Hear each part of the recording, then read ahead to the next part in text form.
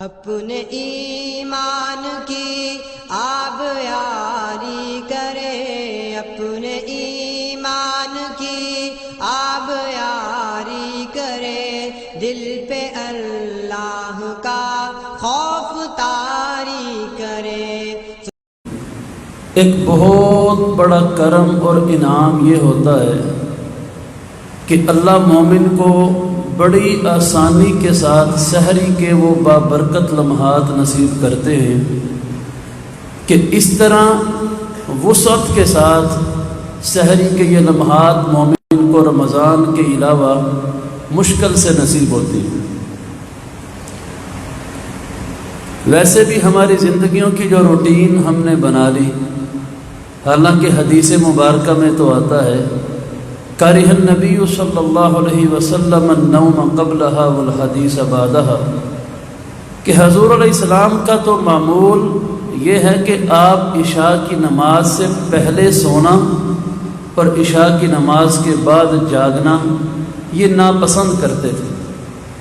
المیہ یہ ہوا کہ ہماری زندگیوں کی روٹین ایسے بدلی کہ رات 1-2 بجے تک ہمارے معاشرے کے لوگ سوتے نہیں، اور صبح سحری کا قیمتی وقت ہم کو پورا سال نصیب نہیں ہوتا ہے۔ تو اگر رمضان میں اللہ ہمیں یہ گھڑیاں نصیب کر رہا ہے تو ان گھڑیوں کو میرے بھائیوں کیوں نہ اس طریقے سے گزارا جائے کہ جس طریقے کو اللہ اپنے مومن بندوں کا طریقہ بیان کرتے ہیں اپنی پاک کلام میں، وَبِالْأَسْحَارِ هُمْ يَسْتَغْفِرُونَ، کہ اللہ کے مومن بندے وہ ہیں جو صبح سحری کے وقت استغفار کرتے ہیں۔ یہ وہ وقت ہے میرے بھائیوں کہ جس وقت قبولیت عام دنوں میں بھی، رمضان تو مہینہ ہی بڑی برکت والا ہے جس میں جہنم کے دروازے بند ہیں، جنت کے دروازے کھلے ہیں، عام دنوں کے اندر بھی اس سحری کے وقت کی قبولیت کہ اللہ رب العالمین کی طرف سے آوازیں لگتی ہیں، حل من مستغفر فاغفر لہ، ہے کوئی گناہوں کی بخشش کا طلبگار، وہ مجھ سے بخشش کے لیے آئے، میں کائنات کا رب اس کو معاف کرنے کے لیے تیار ہوں۔ تو ان گھڑیوں کو پا کر اگر میرے بھائیوں ہماری زندگی کی روٹین پھر بھی وہ رہے، ایک بندہ صبح سحری کے وقت 2 بجے اٹھ جائے، چلے دہی لینے کے بہانے نہیں اٹھ جائے کہ میں نے دہی لینا ہے صبح لسی بنانے کے لیے، اٹھ تو گیا، اس کے پاس وقت بھی ہے، قیمتی لمحات بھی ہیں، اگر ان قیمتی لمحات کو اس نے موبائل پہ اور ٹیلی ویژن پہ گزار دیا، اس سے بڑی بد نصیبی اور کوئی نہیں ہے۔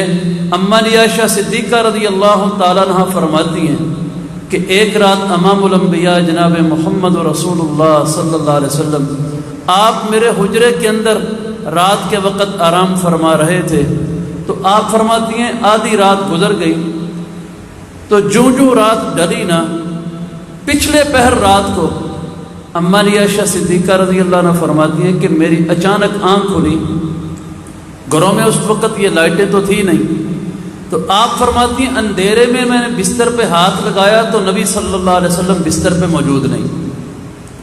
تو عائشہ صدیقہ رضی اللہ عنہ فرماتی ہیں کہ میں ایسے اندھیرے میں ٹٹول رہی ہوں کہ نبی صلی اللہ علیہ وسلم کہیں کروٹ لے کے بستر سے نیچے زمین پہ تو نہیں چلے گئے۔ تو اس روایت کو مختلف ائمہ نے اپنی احادیث کی کتب میں روایت کیا ہے۔ تو آپ فرماتی ہیں جب میں ایسے ہاتھوں سے ٹٹول رہی ہوں نا، اچانک میرے ہاتھ امام الانبیاء جناب محمد رسول اللہ صلی اللہ علیہ وسلم کے قدم مبارک کو لگے، تو میں نے جب حضور علیہ السلام کے قدموں کو چھوا، وہما منصوبتان، وہ دونوں قدم آپس میں ملے تھے اور زمین پہ یوں کھڑے تھے، تو میں قدموں کی کیفیت سے سمجھ گئی کہ امام الانبیاء صلی اللہ علیہ وسلم اس وقت اللہ کی بارگاہ میں سجدہ ریز ہوئے۔ تو عائشہ فرماتی ہیں اب میرے دل میں ایک سوال آیا کہ وقت تو بڑی قبولیت کا ہے، اب سید الانبیاء صلی اللہ علیہ وسلم اس گھڑی جب سجدے کی کیفیت میں ہیں تو آپ اللہ تعالیٰ سے نہ جانے کیا دعائیں مانگتے ہوں گے، میں سنوں تو صحیح آج اللہ کے رسول علیہ السلام اس گھڑی اللہ سے کون سی دعائیں مانگتے ہیں۔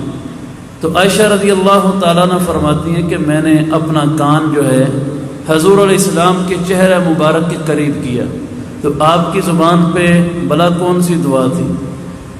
اللہ اکبر. آپ فرماتی ہیں کہ آپ علیہ السلام دعا اپنی زبان سے پڑھ رہے تھے. اللہم انی اعوذ برضاک من سخطک وبمعافاتک من عقوبتک لا احصی ثناء علیک انت کما اثنیت علی نفسک. اس دعا کے ترجمے سے پہلے میں میرے بھائیوں یہ بات ذہن نشین کروا دوں کہ ہم سب کا یقین ہے دنیا میں اللہ کی سب سے زیادہ رضا اور اللہ کی رحمت کس ہستی کو نصیب ہوئی؟ امام الانبیاء کو صلی اللہ علیہ وسلم، جن پہ اللہ کی رضاؤں کی بارش ہے. ایک آدھی رضا نہیں، رضاؤں کی بارش ہے. جن پہ اللہ کی رحمتوں کی انتہا ہے. آپ ذرا قرآن مجید کو پڑھ کے دیکھیے. مکے والے جب حضور صلی اللہ علیہ وسلم کا مذاق اڑاتے تھے نا، تو پھر وہ کہتے تھے محمد صلی اللہ علیہ وسلم آپ اللہ کے رسول ہیں، تو ہم آپ کو تکلیفیں دیتے ہیں، مذاق اڑاتے ہیں، آپ کی رسالت کا انکار کرتے ہیں، آپ کی باتوں کا استہزاء بناتے ہیں. اللہ عذاب کیوں نہیں بھیجتا؟ ابو جہل نے تو یہاں تک جسارت کی کہ اس نے بیت اللہ کا غلاف پکڑ کے یہ بات کی تھی. اللہم ان کان ھذا ھو الحق من عندک فامطر علینا حجارۃ من السماء. اللہ اگر یہ حق ہے تیری طرف سے تو ہم پہ پتھروں کی بارش کیوں نہیں نازل کرتا؟ کعبے کے سین میں کعبے کے غلاف کو پکڑ کے ابو جہل نے یہ بد دعا کی. اللہ نے ایک ہی جملے میں ساری بد دعاؤں کا، سارے سوالوں کا جواب دے دیا. وما کان اللہ معذبہم وانت فیہم. اللہ عذاب دینے پہ قادر ہے، مشکل کوئی نہیں، لیکن میرا رسول تمہارے اندر موجود ہے.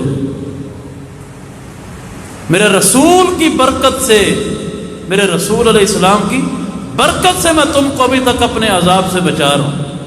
وہ جس ہستی کا وجود اتنی رحمت والا ہے، جن کو سرتا پا اللہ نے رحمت ہی رحمت بنا دیا اور رحمت للعالمین کا لقب بھی مل گیا، اس ہستی کی حالت یہ ہے جن پہ اللہ کی رضاؤں کی انتہا ہے کہ اللہ سے مانگتے کیا ہیں؟ اللہم انی اعوذ برضاک. اللہ میں تیری رضا کا واسطہ تجھے دیتا ہوں کہ اللہ مجھے اپنی ناراضگیوں سے بچا لے. کیا کمال دعا ہے میرے بھائی. وبمعافاتک من عقوبتک. اللہ یہ جو تیری صفت ہے نا کہ تم معاف کرنے کو پسند کرتا ہے، میں اس صفت کا واسطہ تجھے دیتا ہوں، مجھے اپنے انتقام اور اپنی پکڑ سے بچا لے. اور اگلے لفظ کیا فرمائے؟ ہم تو جمعہ 8 دن کی نمازیں پڑھ لیں، ہم سمجھتے ہیں کہ شاید دنیا میں ہم جیسا نیک کوئی نہیں. حضور صلی اللہ علیہ وسلم کا جو اصل نام مبارک جو پہلی کتب میں بھی آیا اور جس کو بشارت کے طور پہ استعمال کیا گیا، وہ نام مبارک احمد ہے صلی اللہ علیہ وسلم. اب احمد کیا ہے؟ اگر کوئی عربی جاننے والا بیٹھا ہے، قاری شہزاد صاحب کو تو پتہ ہی ہے، اگر کوئی اور بندہ عربی سمجھنے والا بیٹھا ہے، احمد افعال التفضیل کا صیغہ ہے. اور معنی اس کا کیا بنتا ہے عربی گرامر کی روح سے؟ کہ پوری کائنات میں سب سے زیادہ اللہ کی حمد، شکر اور تسبیح بیان کرنے والا اگر کوئی ہے تو جناب محمد رسول اللہ صلی اللہ علیہ وسلم، اور جن کا نام اس بات پہ دلالت کرتا ہے کہ پوری کائنات میں آپ سے بڑھ کے اللہ کی حمد بیان کرنے والا اور کوئی نہیں. تو وہ یہ لفظ کہہ رہی ہے لا احصی ثناء علیک انت کما اثنیت علی نفسک. اللہ میں تیرا بندہ محمد بھی صلی اللہ علیہ وسلم تیری حمد اور ثنا ویسے بیان نہیں کر سکتا جیسے تو نے خود بیان فرمائی. یہ ایک سجدے کی دعا ہے جو اماں عائشہ صدیقہ رضی اللہ عنہا نے اپنے کانوں سے حضور علیہ السلام سے سنی. میرے بھائیوں، ایک وہ ہستی کہ جن کے کھٹکھٹانے پہ جنت کا دروازہ کھلے، ایک وہ ہستی کہ جن کی شفاعت پہ گنہگاروں کی بخشش ہو، ایک وہ ہستی کہ جن کو لواء الحمد کا اللہ جھنڈا دے، وہ تو سحری کے وقت اٹھ کے اللہ کی رضاؤں کے واسطے ڈال کے اس کی ناراضگیوں سے پناہ مانگے. اب ہماری زندگیوں کی حالت کیا ہے؟ یا اللہ کی رضا کو حاصل کرنے کے مواقع جو ہیں اگر پورے سال میں نصیب نہیں تو رمضان میں اگر اللہ نصیب کر رہا ہے تو کم از کم میرے بھائیوں رمضان تو ضائع نہیں جانا چاہیے. ان گھڑیوں کو اس طرح سے مومن کو استعمال کرنا چاہیے. امیر المومنین فی الحدیث، اس امت کے جو حدیث کو بیان کرنے میں سرتاج ہیں صحابہ کرام کے، سیدنا ابو ہریرہ رضی اللہ تعالیٰ عنہ، وہ حدیث بیان فرماتے ہیں جناب نبی اکرم صلی اللہ علیہ وسلم کے حوالے سے کہ نبی علیہ السلام نے فرمایا جو بندہ یہ کلمہ 3 بار پڑھتا ہے نا، استغفر اللہ الذی لا الہ الا هو الحی القیوم واتوب الیہ، تو اللہ تعالیٰ اس بندے کا بڑے سے بڑا گناہ بھی معاف فرما دیتے ہیں. وَإِن كَانَ فَرَّ مِنَ الزَّحْفِ، وہ بندہ میدان جنگ سے بھاگا ہو تب بھی اللہ معاف کر دیتے ہیں. جن کلمات کو 3 بار پڑھنے سے اللہ کی بشارت یوں حاصل ہو جائے. تو ابو ہریرہ رضی اللہ عنہ کا معمول کیا تھا؟ امام ذہبی رحمۃ اللہ علیہ لکھتے ہیں زندگی بھر، ہماری تو رمضان کی وہ کیفیت نہیں بنتی، ان کا زندگی بھر کا معمول تھا کہ ابو ہریرہ رضی اللہ عنہ روزانہ رات کو 1000 بار یہ کلمات پڑھا کرتے تھے. اب اندازہ فرمائیے میرے بھائیوں، ہماری زندگیوں میں رمضان کے اندر بھی یقین مانے وہ کیفیت نہیں جو ان لوگوں کی زندگیوں کی عام کیفیت تھی. کون خوش نصیب ہے جو صبح سحری کے وقت اٹھ کے کم از کم 100 بار اللہ سے استغفار کرتا ہے؟ کون خوش نصیب؟ تو بھائیوں بد نصیبی نہیں تو اور کیا ہے؟ ایمانداری سے سوچئے ہمارے پلے کیا ہے جو ہم جمع کر رہے ہیں. ان آخرت کے سخت مرحلوں کے لیے ہم کن چیزوں کو جمع کیے ہوئے ہیں؟ تو میرے محترم بھائیوں، ان اوقات کو، ان سحری کے لمحات کو ان اللہ کے مومن بندوں کی طرح بنائیں جن کی شان اور صفات اللہ قرآن میں بیان کرتا ہے. امام الانبیاء صلی اللہ علیہ وسلم نے ارشاد فرمایا، دیکھیں قیامت کو صحیفے کھلنے ہیں، اعمال نامے کھلنے ہیں، اور ایک بات میرے بھائیوں یاد رکھیے گا، یہ ہم اپنے ذہن میں بٹھا لیں، یہ آپ میرے سامنے ہیں، میں آپ کے سامنے ہوں، ہم سب ایک دوسرے کو دنیا کی ایک شناخت کے اعتبار سے جانتے ہیں. آپ میری نظر میں معزز ہیں، میں آپ کی نظر میں ہوں. یہ ہماری دنیا کی جو کھلی کتاب ہے نا آمنے سامنے، یہ ہمارا ایک ظاہری چہرہ ہے. اصل میری اور آپ کی شخصیت یہ نہیں ہے، یہ میری اور آپ کی اصل شخصیت نہیں ہے. میری اور آپ کی اصل شخصیت وہ ہے جو ہمارے کندھوں پہ بیٹھے فرشتے درج کر رہے ہیں. وہ شخصیت جب قیامت کے دن کھلنی ہے نا، اللہ کی قسم بڑے بڑوں کو چہرے چھپانے پڑ جائیں گے. تو بھائیوں، یہ اصل شخصیت یہ نہیں. یہاں لباس کچھ اور ہیں اور اندرون دلوں میں باتیں اور ہیں. یہاں ظاہر انسان کا کچھ اور ہے، باطن اور ہے. اصل شخصیت وہی ہے جو فرشتے درج کر رہے ہیں. اور اللہ کی قسم قیامت کے دن جب وہ اصل میری اور آپ کی زندگی کی کتاب کھلنی ہے نا، تو کئیوں نے تو کہنا ہے ہاں او مقرؤ کتابیہ، آؤ پڑھو ہاں ذرا ہماری کتاب. تو میرے بھائیوں، خدا را اپنی اس اصل جو شخصیت کھلنے والی ہے اس کے لیے تھوڑی سی محنت کر لیں. امام الانبیاء صلی اللہ علیہ وسلم نے فرمایا تھا، طوبی لمن وجد فی صحیفتہ استغفارا کثیرا. فرمایا جس بندے کا اعمال نامہ قیامت کو کھلے گا اور اس کے اعمال نامے میں کثرت کے ساتھ یہ ذکر لکھا ہوا پایا گیا، استغفر اللہ استغفر اللہ. تو آپ فرماتے ہیں حضور علیہ السلام، قیامت کا مرحلہ تو بعد کا ہے، اعمال نامے تلنے ہیں، اعمال نامے پکڑائے جانے ہیں. اور جس نے دنیا میں محنت کر کے اپنے اعمال نامے میں کثرت سے یہ ذکر درج کروا لیا، میں محمد صلی اللہ علیہ وسلم دنیا میں اس کو جنت کی بشارت دیتا ہوں. تو بھائیو، یہ محنت کرنے کی راتیں ہیں، یہ محنت کرنے کی راتیں ہیں. خدا را ان لمحات کو یوں ضائع نہ کیجیے. المیہ میری قوم کا میرے بھائیو یہ ہے، ایک بندہ تراویح پڑھنے کے بعد سوتا نہیں. کئی بندے ہمارے معاشرے میں معمول ہے، تراویح پڑھنے کے بعد، اول تو اب تراویح پڑھنے والے لوگ بھی الا ماشاء اللہ ہیں، اکثریت معاشرہ رات کو سونا نہیں کہ جی صبح سحری کے وقت 2 بجے ہم نے اٹھ کے دہی لینے جانا ہے، سو گئے تو پتہ نہیں جاگ آئے کہ نہ آئے۔ میرے بھائیوں، بد نصیبی نہیں کہ جو بندہ دہی کی خاطر تو صبح تک جاگ سکتا ہے لیکن پوری رات پھر بھی 100 بار استغفار کی توفیق نصیب نہ ہو، اس سے بڑا بد نصیب اور کون ہو سکتا ہے؟ تو میرے محترم بھائیوں، یہ ایک مومن کی زندگی اس طرح سے ہوتی ہے۔ آخری واقعہ بیان کر کے بات کو ختم کرتا ہوں۔ سیدنا عمر فاروق رضی اللہ تعالیٰ عنہ، آپ کے دور میں بڑی فتوحات ہوئی، اللہ نے مسلمانوں کو 22.5 لاکھ مربع میل تک حکومت عطا فرمائی۔ حضرت عمر کے دور میں کوفہ کا شہر جو ہے نا یہ فتح ہوا تھا، تو حضرت عمر فاروق رضی اللہ عنہ نے اس کوفہ شہر کو فوجی چھاؤنی کے اندر تبدیل کیا، مسلمانوں کے بیس کیمپ کی حیثیت سے، کہ ہم نے یہاں سے آگے بڑھنا ہے ایران کو فتح کرنے کے لیے۔ تو کل کو مسلمانوں کو مدینہ چونکہ دور تھا، یہ قریب تھا، یہیں سے مسلمانوں کو فوجی تازہ دستے مل جائیں مدد کرنے کے لیے۔ تو صحابہ کرام اور تابعین یہاں پہ آباد تھے، تو سیرت کی کتابوں میں واقعہ درج ہے کہ مسلمانوں کا لشکر جو ہے نا یہ تقریباً 2 سال کے بعد مسلمانوں کا لشکر واپس آیا، 2 سال بعد۔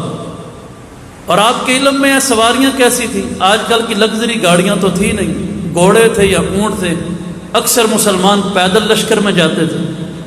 تو 2 سال کے بعد یہ کسی پکنک سے نہیں آئے، میدان جہاد سے آئے، تھکے ٹوٹے، دشمن پہ فتح پا کے، اور چلتے چلتے جب کوفہ شہر ابھی تھوڑا دور تھا تو مسلمانوں نے سوچا کہ رات ہو گئی ہے، چلو 1 دن کا سفر رہ گیا ہے، رات کو آرام کرتے ہیں، کل آگے چلیں گے۔